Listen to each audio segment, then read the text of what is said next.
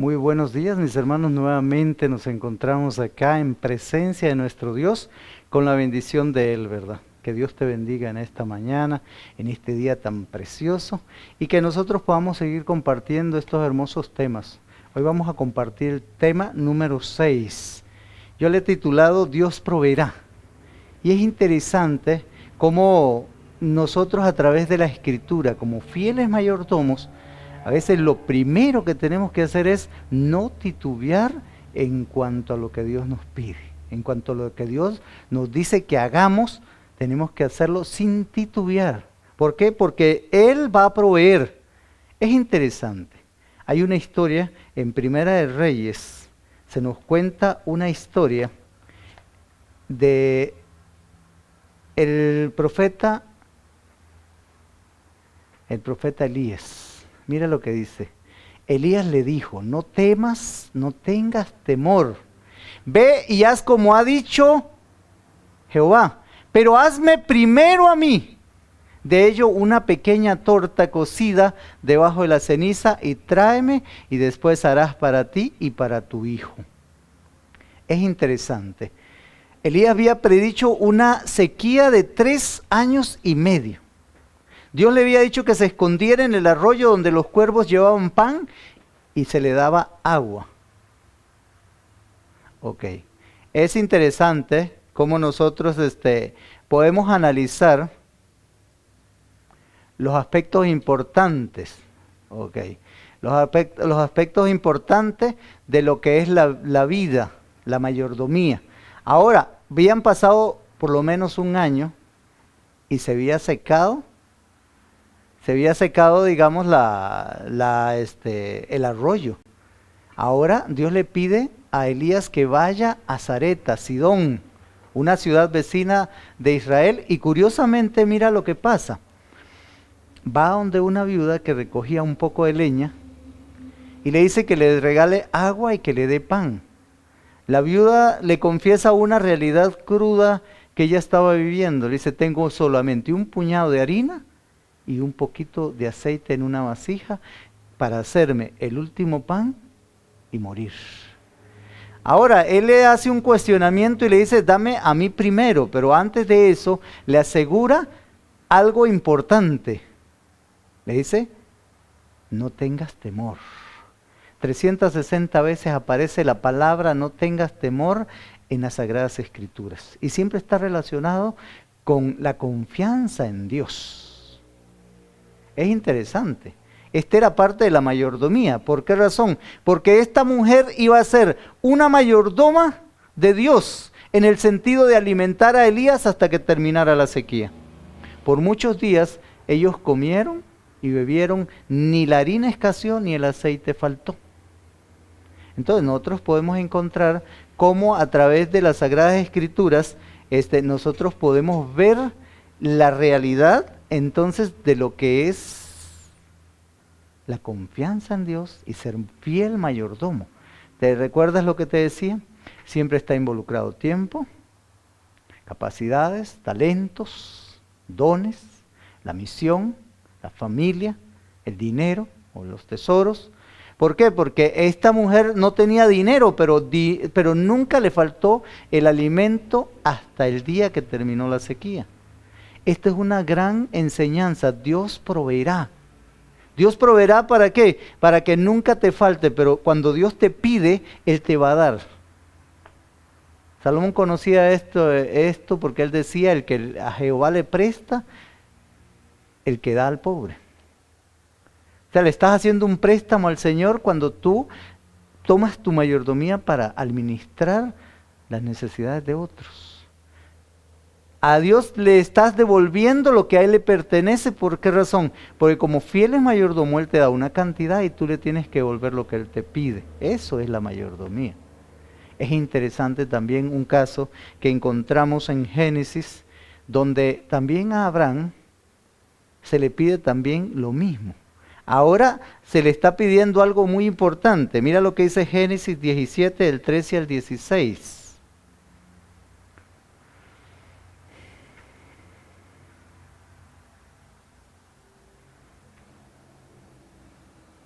Génesis 17, del 13 al 16, a Abraham se le está pidiendo un sacrificio. No se le pide dinero, no se le pide dones ni talentos, pero sí se le está pidiendo el sacrificar una parte de su familia. Se le pide un sacrificio de que entregue a su hijo para ir y ofrecerlo en sacrificio al monte Moria. Es interesante. Cuando van de camino, él carga todo, el burrito con la leña, los ciervos, su hijo, y su hijo le dice: padre, hay de todo, pero el corderito no está. Y ahí me llama mucho la atención las palabras de este patriarca: Dios proveerá. Dios proveerá. Él tenía la seguridad de que aunque su hijo muriese, el Señor tenía el poder para levantarlo de los muertos, para resucitarle. Pero él tenía la confianza y dijo: Dios proveerá. Su hijo tenía plenamente fe y confianza en él. Y algo interesante que me llama mucho la atención es que cuando ellos llegan allá al monte, el Señor simplemente no habla, no dice nada. Cuando él lo amarra, pone la leña, amarra al joven para hacer el sacrificio, y cuando levanta el cuchillo ya para clavarlo en el corazón del joven, un ángel potente le habla a Abraham y le dice: no le hagas daño al muchacho. Génesis 17:12 así lo dice: no le hagas al muchacho, porque he entendido que temes a Dios, que obedeces a Dios, que estás dispuesto a entregarlo todo. Esa es la mayordomía. Eso es ser un mayordomo fiel, porque Dios proveerá. Cuando nosotros llegamos al Evangelio, cuando llegamos a la iglesia, recuerda los temas pasados que te leía en la página 72 de Consejos sobre Mayordomía, que dice que cuando nosotros llegamos a la iglesia, llegamos a ser parte del pueblo de Dios. Llegamos a ser parte de esa obra, de esa comisión, de esa misión que se nos encomendó de llevar el Evangelio a otras personas. Y Pablo y muchos tantos entendieron lo que era el dar el testimonio, tomar en serio el aspecto de la mayordomía para salvar a otras personas que están todavía para ser salvas. Pero siempre involucra todo. ¿Por qué? Porque a Abraham se le pide sacrificar su familia. Y él está dispuesto a hacerlo. El mayordomo siempre tiene que estar dispuesto a obedecer a Dios.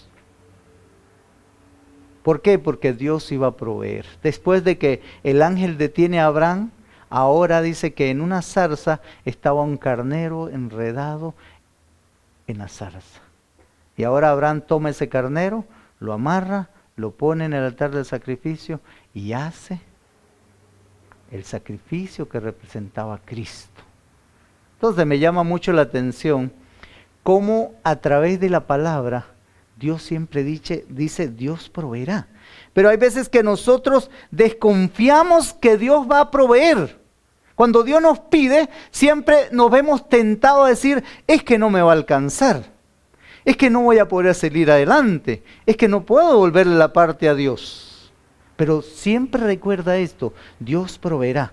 Mira lo que dice en Levíticos 27, 30, 31 y 32. Levíticos 27 dice así: el diezmo de la tierra, así como la simiente de la tierra, como el fruto de los árboles, es de Jehová, cosa dedicada a Jehová. Si alguno quiere rescatar algo del diezmo, añadirá la quinta parte del precio de ella. Y mira lo que dice el 32. Y todo diezmo de vacas, de ovejas, de todo lo que pasa bajo la vara, el diezmo será consagrado al Señor. ¿Para quién es el diezmo? ¿Para los hombres? ¿Para las personas? No, dice que es consagrado a Jehová. Él te está pidiendo como mayordomo que tú seas fiel en la mayordomía, en diezmos, en primicias y en ofrendas. Conocí a un joven hace muchos años. Él empezó su vida en la iglesia, como a los 25 años llegó a la iglesia. Y de pronto no tenía mucho, pero alguien le dijo, mira, yo te voy a prestar un dinero para que comiences a vender verduras y hortalizas. Y él empezó con poco, empezó creciendo, le fue bien, Dios le bendijo, él daba su diezmo, daba sus ofrendas, daba sus primicias, pero como a los 10 años de estar en ese negocio, el Señor le bendijo más y de pronto compró un camión. Y empezó a vender verduras y frutas a la zona pacífica, Quepos, Parrita, toda esta zona de Jacob. Y le fue tan bien que él hizo un pacto con Dios y dijo, Señor, yo te voy a devolver fuera de las ofrendas y la primicia te voy a devolver un 20%. Y Dios le bendijo más y se compró otro camión y ya tenía a él y al hijo trabajando para esa zona. Y abarcaban casi toda la zona costera. Después Dios le bendijo y se compró una casita en Cartago. Luego Dios le bendijo más y entonces él dijo, Señor, tú me has bendecido tanto que voy a dar el 30% de las entradas que yo gano. Dios le siguió bendiciendo y se compró una finca en Copey de Cartago. Y luego le bendijo más y compró una finca de mangos en San Mateo de Orotina. Yo me recuerdo que este hermano era tan generoso que cuando nosotros le pedíamos, una vez tuvimos que hacer una iglesia en Cervantes y fuimos y le pedimos y él nos regaló $2,000 para dar la prima por un lote que se tenía que comprar allá. Este hombre fue tan generoso que no solamente daba ofrendas generosas para la iglesia, no solamente daba el 30% de sus entradas como diezmo, sino también daba sus primicias, ayudaba a las personas necesitadas de las comunidades, de otras comunidades que él conocía, y fueramente estaba pendiente de todas las necesidades de las viudas, de los huérfanos. Pero entre más él daba, más Dios le proveía. Entre más él daba al Señor y a su causa, más el Señor le daba. Hoy nuestro hermano descansa en el Señor, pero el ejemplo que nos dejó es de loarlo. Yo sé que en aquel gran día el Señor, cuando nos llame a cuentas, en el día del juicio, en el día cuando seamos juzgados y cuando después del juicio se entreguen los galardones, este hermano estará allí para ser premiado y cuando le diga, bien, buen siervo fiel, sobre poco fuiste fiel, sobre mucho te pondré. Entra en el regazo de tu Señor. Entra y recibe tu herencia. Oh, mis hermanos, qué lindo cuando Dios nos pide y nosotros somos generosos. Mira lo que dice en Malaquías 3, 8 al 10. ¿Robará el hombre a Dios? Pues vosotros me habéis robado. Dijisteis, ¿en qué te hemos robado? En vuestros diezmos y vuestras ofrendas. Traed todos los diezmos al alfolí, y ya haya alimento en mi casa. Y probadme ahora en esto, dice Jehová de los ejércitos, si no os abriré las ventanas de los cielos y derramaré sobre vosotros bendición hasta que sobreabunde. Es interesante. ¿Puede el hombre robar a Dios? ¿Sabes que a veces nosotros somos sinvergüenzas en ese sentido? Somos sin escrúpulos. No, robamos a aquel que nos da de comer, robamos a aquel que nos surte, a aquel que nos provee, a aquel que nos da. Y la Biblia dice, no solamente me habéis robado uno, la nación toda me habéis robado. A veces cuando nosotros no damos para el Señor, nosotros nos convertimos en ladrones. ¿Por qué? Porque somos un obstáculo para que la obra crezca. Y a veces cuando en nuestra asociación hay problemas y hay crisis, muchas veces es causada por nosotros mismos porque somos infieles. Porque a veces negamos que nosotros podemos proveer para la causa, para que la causa aumente, para que la causa se dé. Jesús dijo, la mies es mucha y los obreros pocos, porque a veces no hay dinero para meter más obreros. Más bien a veces tenemos que pensar seriamente por no haber recursos de quitar el personal que tenemos. Qué triste y qué lamentable es que la obra en vez de avanzar a veces retrocede porque nosotros somos ladrones. Y esto es algo que en este mundo, si te acusan de mal administrador, de fraude, de que quebraste una empresa, hasta te pueden meter a la cárcel. Pero a veces nosotros, como no nos meten a la cárcel en la causa de Dios, entonces no lo vemos tan prioritario, no lo vemos tan urgente, no lo vemos como algo que nos puede costar la vida eterna. Pero la Biblia dice que los ladrones no entrarán en el reino de Dios, no entrarán en la ciudad. Yo pienso que tú y yo tenemos que pensar seriamente en este aspecto. Un hermano me decía, pero es que nadie se salva por el dar el diezmo. Es cierto, mi hermano, tú te salvas porque Cristo murió por ti, derramó tu vida, derramó su vida y su sangre para salvarte a ti. Pero sí te pierdes si no lo das. No te salvas por darlo, pero sí te pierdes por ser ladrón, porque le estás robando al proveedor, le estás robando a aquel que da. Recuerda que tanto en el caso de Elías como en el caso de Abraham, Dios dijo, Dios proveerá. Ten fe, no temas porque Dios va a proveer, Dios va a darte siempre más de lo que te mereces.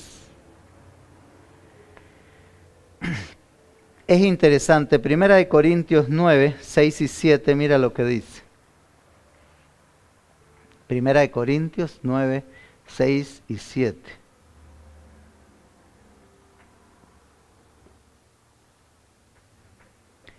Pero esto os digo, que el que siembra escasamente también segará escasamente.